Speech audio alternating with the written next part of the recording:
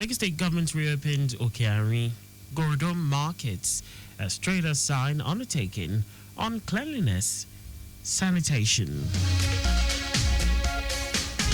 Commander of National Safe Schools Initiative laments slow response, poor attitude of state governments to security of students, teachers.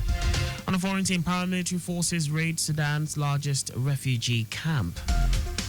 And in sports, Flying Eagles forward Charles Agada joins Croatian club in Krista. And now the details. I am Akan Usen. The Lagos State government has directed the reopening of Okeari Gorodom markets in Lagos Island following the signing of an undertaking by the traders for environmental cleanliness. Commissioner for the Environment and Water Resources, Tokunbo Wahab, gave the directive when he led state officials on an inspection tour of the markets which were closed over 2 weeks ago due to flagrant disregard for the state's environmental laws. Wahab also gave a 48-hour quick notice to all traders and stall owners under Idumota/Ebutero police post overhead for indiscriminate erection of attachment stalls, which is constituting danger and environmental nuisance. He emphasized the need for everyone, including traders at all markets, to prioritize environmental cleanliness in order to prevent spread of diseases. Wahab also recalled that the state government had banned styrofoam over a year ago as a result of its adverse effects on human health and the drainage channels, urged some traders who are still using and littering the market environment with the banned item to stop. He emphasized that global warming and climate change is real. As such, everyone must become responsible in order to push back the climate challenges and effects as much as possible. The management of the Lagos State Neighborhood Safety Agency LNSA, led by its general manager, Ifalade Oyekon, has taken possession of a parcel of land at Tomaro, Abagbo, to build an office space. This parcel of land, donated by the Onisiwo of Tomaro, Abagbo, Takwabe and its environs, Mohammed Olufemiloye, was in fulfillment of his earlier promise for the construction of an office space for the LNSA officers in his domain to ensure the security of lives and property. Handing over the land to the agency, Oba Onisiwo described the move as part of his contribution to the continuous development of Lagos State and the ongoing progress in the LNSA, promising it will not hesitate to partner more with the agency on other matters. On his part, the general manager of LNSA, Ifalade Oyekon, on behalf of the state governor, Babajide Sanwo-Olu, appreciated Oba Onisiwo, just as he promised that the agency will utilize the landed property for the good of residents of the community and its environs. The Lagos Waste Management Authority, LOMA, has issued a stern warning to property owners, agents, and private occupiers in the state to desist from illegal recycling and scavenging in unlicensed facilities. It also advised them to halt indiscriminate sorting, dumping, storing, and trading of recyclable waste in their facilities and in public spaces around them.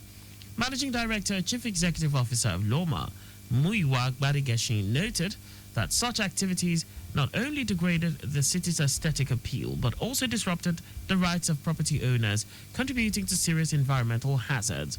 Gbadigeshin urged the residents and stakeholders to utilize only licensed recycling facilities and registered waste collectors to ensure proper waste management in Lagos, encouraging the populace to report illegal activities through LOMA's official channels. He advised property owners, businesses, and the public to take this final warning seriously and avoid actions that could lead to serious legal repercussions.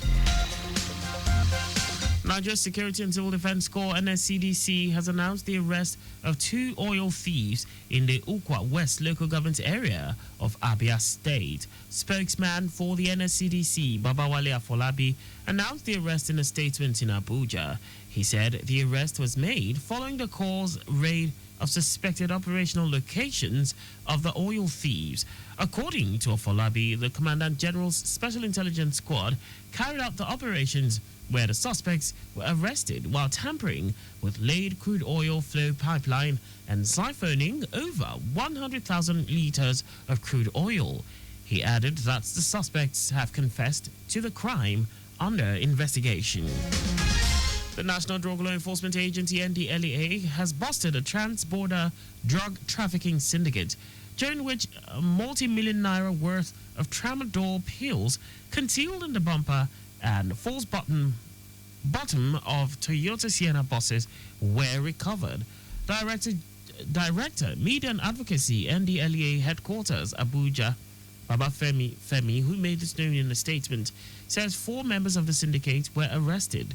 Baba Femi says this followed weeks of intelligence and surveillance operations by operatives of the Directorate of Intelligence in NDLEA.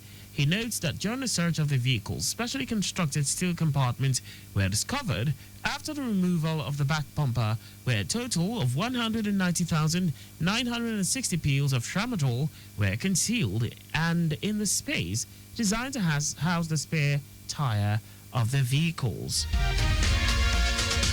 Now to the rest of the stories. Commander of the National Safe Schools Response Coordination Center, Rabiu Mohammed, has expressed concern over the poor attitude of many state governments towards securing schools in the country. Mohammed, who spoke to newsmen, highlighted the slow and inadequate response by state authorities in tackling the increasing threats of insurgency, kidnapping, and other security risks faced by students and staff in schools. While the federal government has taken steps to address the issue through the Safe Schools initiative, Mohammed pointed out that the lack of action from state governments remains a major challenge. According to him, while some states like Jigawa, Kano, Nasarawa, Benue, Sokoto, Rivers, and the Federal Capital Territory have made progress in setting up security centers, and many others have not made adequate provisions for school security. The commander, who says in some regions, schools are without perimeter fencing, proper gates, or trained security personnel, also criticizes the failure of several state governments to prioritize school safety in their budgets.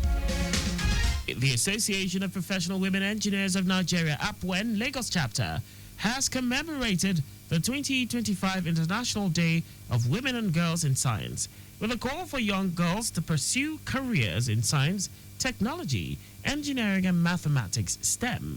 Chairman of APWEN Lagos, Atinuke Owolabi, made the call at an event held at the Ekpe campus of the Lagos State University, LASU, with the theme Unpacking STEM Careers, Her Voice in Science. Owolabi emphasized the importance of amplifying the voices of younger girls in STEM fields, while reiterating the association's commitment to fostering leadership and innovation among female engineers and scientists.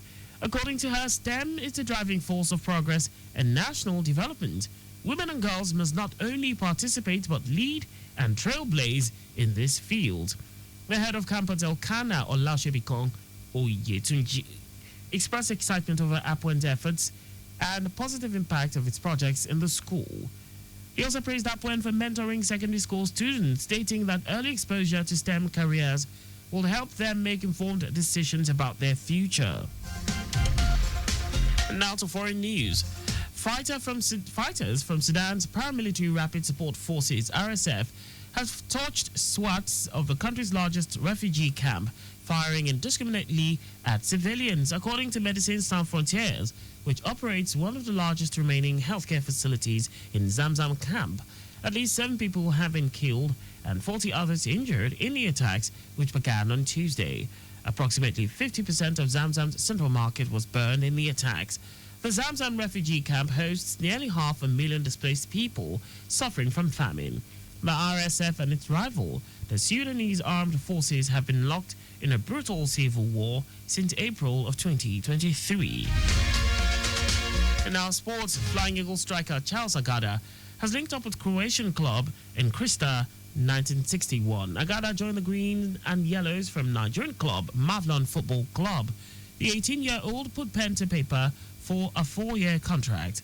The forward was a member of the Flying Eagles side that won the Wafubi Under-20 Championship in Togo last year. And that's all for the news at 6. Your vehicle is not a strong room. Please keep your valuables off the view of miscreants. You can follow us and like all our various social media platforms. On X at Traffic Radio 961, Facebook Lagos Traffic Radio 96.1 FM. On YouTube, subscribe and watch us live on our channel, Traffic Radio 961. You can also visit our website on www.trafficradio961.ng. Did you know that under the Sanwo-Olu administration, over 1,932 companies indicated interest to take on graduate interns after their training program designed to expose them in hands-on work experience? You can get more details on the Lagos State Government's website. To end the news, here are the highlights of the major stories. The Lagos State Government has directed the reopening of Okeari Gorodo Market in Lagos Island following the signing of an undertaking by the traders for environmental cleanliness.